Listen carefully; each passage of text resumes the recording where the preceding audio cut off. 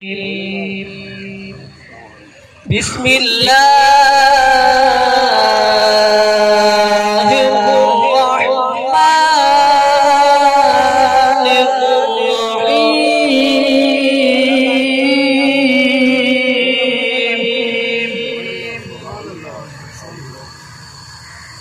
فاذكروني أذكركم واشكروا ولا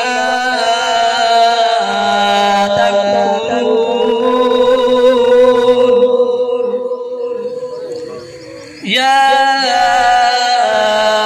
أيها الذين آمنوا استعينوا بالصبر والصلاة إن الله مع الصابرين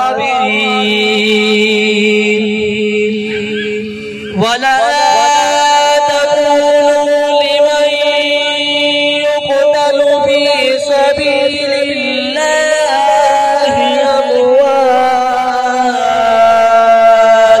أموات بل أحياء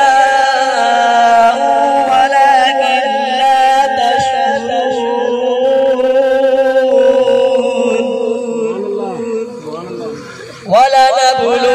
ولنبلونكم بشيء من الخوف والجوع ونقص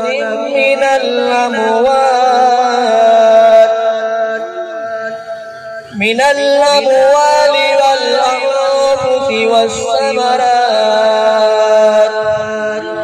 وبشر الصابرين.